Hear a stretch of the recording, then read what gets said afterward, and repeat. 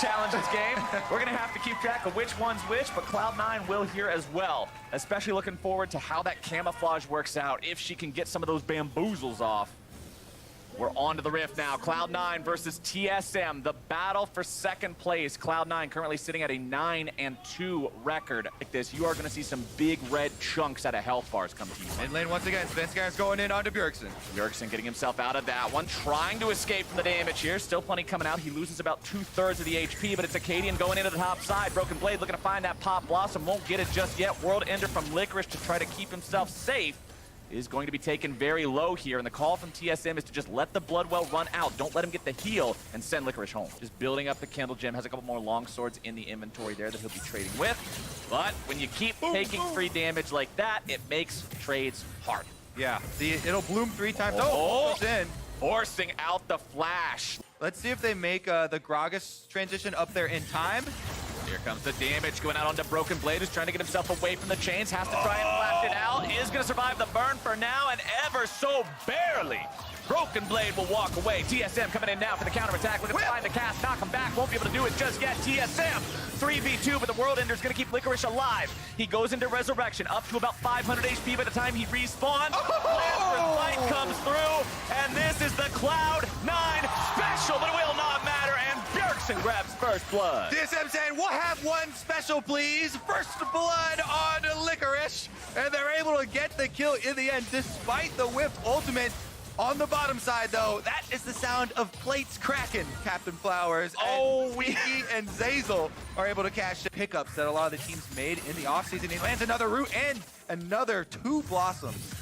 Where Cloud9 and Licorice pull out the Hecarim versus Aatrox, and Licorice just runs him over because he doesn't know how to deal with the pick, and now it's Licorice who's had this off-the-wall pick pulled off against him, and he's the one who's on the back foot with how do I deal with this? It means they will heavily influence the next battle. Broken Blade looking to find the Pop Blossom, not going to get it. The time to channel that one is pretty extreme, and Broken Blade's forced to flash out over the wall to escape Svenskjær's follow-up. Yeah, then a little bit of control here around the Rift Arrow.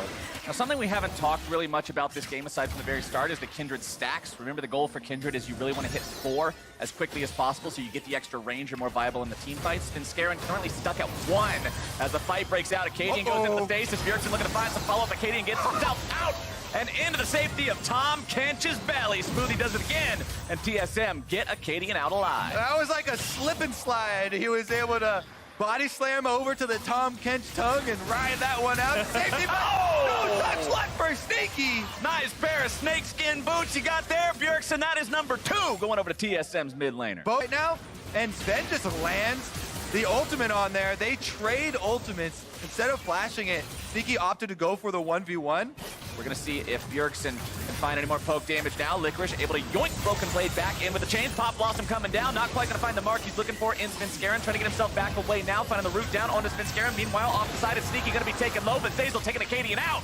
As Smoothie tries to get himself away. Zazel very, very hurt. C9 on the retreat now. They've managed to win the fight so far, but their health bars are in a spot where they've got to respect the poke. And Sven nearly finds the kill. Piercing arrows are coming out! Oh, the flash away from Licorice. These fights are actually insane, Flowers. I love it. On both fronts here, you have to track the crowd control cooldowns for multiple people as they're just continually firing them out on the side. I hope that we can get some more slow-mo breakdowns on the Analyst S afterwards, because there were 2 fights going on simultaneously there. We got another one right now as Sneaky sinks his fangs into Broken Blade and finds a free kill, and that is Cloud9 making it 2 Infernal. Sneaky gets his revenge there. That one in the bottom lane. Niski barely getting himself away, but you can't say the same thing for Zazel. The noble sacrifice support falls for his carry. And that's TSM picking up turret number 2, kill number 3, and applying the pressure onto the T2. TSM players here on the top side. Acadian looking to get himself away. Will do it so far.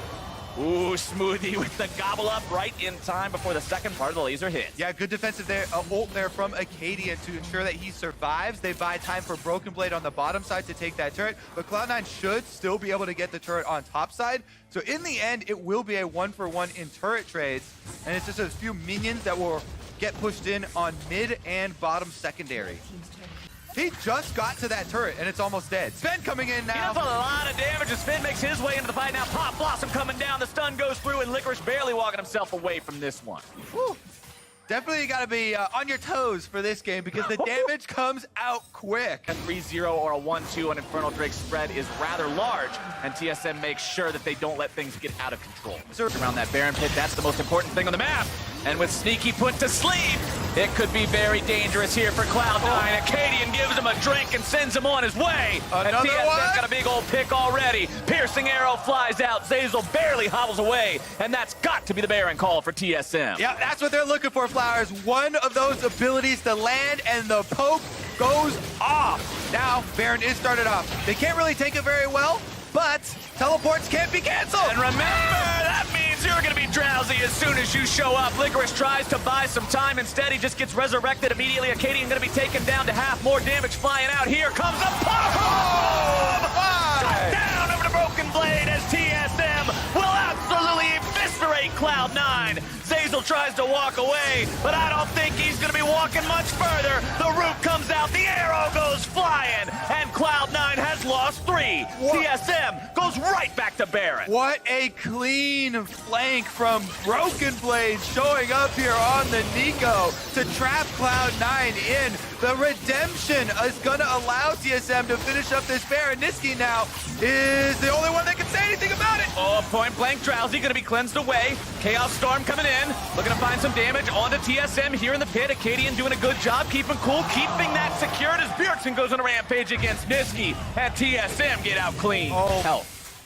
Remember the Drowsy wasn't on him. Have a nice day. Here's your root, here's your damage. There goes Sneaky. TSM finds another one for free as Broken Blade will continue to be that split push threat.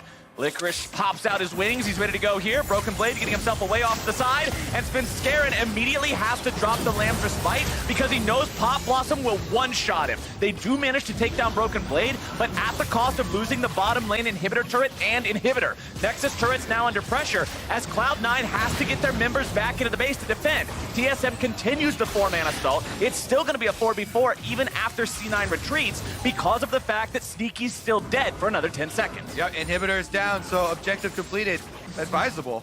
It doesn't feel But they're far out. Super smart to me to go in without Bjergsen there. Now, when you don't have that big AP carry Here now. cannon, but he's made his way into the fight now. Nearly kills Scarin, and Sven makes sure of it. No time for Lamb's Respite. The piercing arrow finds him in the heart. You can dodge a wrench, you can dodge a ball, but not an arrow from Sven. But since they had 2 members dead, also they don't have the damage from Kindred, it doesn't seem feasible to rush it. Well, they are heading towards it now. You can see Sneaky throwing some poison down into the pit. Gonna try. It looks like that's the call from Cloud9. They're going for the Elder Drake here now. TSM marching themselves over, 5 men strong, Baron buff ready to go. Bjergsen looking for the Sleepy Trouble Bubble, finds it now down onto Zazel. TP also going to be coming in here from Broken Blade. Cloud9 are simply not fast enough to take this down before TSM makes their way in. Chains of Corruption finding their way onto no one into the back line. It's Zazel keeping himself away. Sneaky still looking to supply the DPS. And Acadian, the man's abandoned. He stole it away. As now we'll see where the fight goes. Scarin grabs the kill down onto him in retaliation. Bjergsen trying to get himself away, but there's the big bounty cash-in for Niski. C9 lose the dragon, but they get the kills. 2 members of TSM down now after stealing that Drake, and that buys Cloud9 some time. These Death Rays have plenty of punch themselves. You can see Sven losing about 40% of his HP there. Scarin going in onto Bjergsen here in the mid lane who wants to get himself away, but that could be a big kill. Scarin instead going to be taken down by Broken Blade. Licorice will slam Bjergsen into the ground in retaliation. Pop Blossom comes down. Licorice goes into the stasis. Broken Blade falls. Cloud9, is this your counterattack? Shen will go down. Shut down critical to Niski.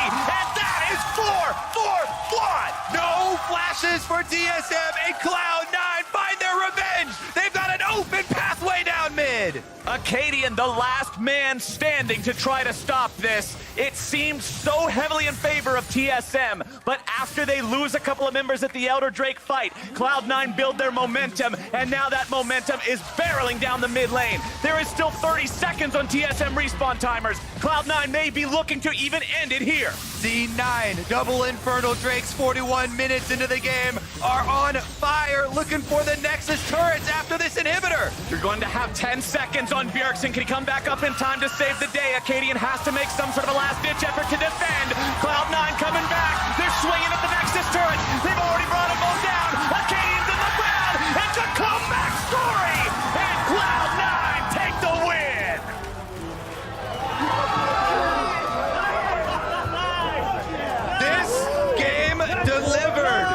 Captain Flowers. Holy fuck, good shot. That is what I like to see. You said you were thinking about making a Poke Comp 101 class with Professor Kobe and using this one as the example. This is like acing everything throughout the entire semester, and then you fail the final. It was so close and so well done from both sides, trying to take the small opportunities that were open to them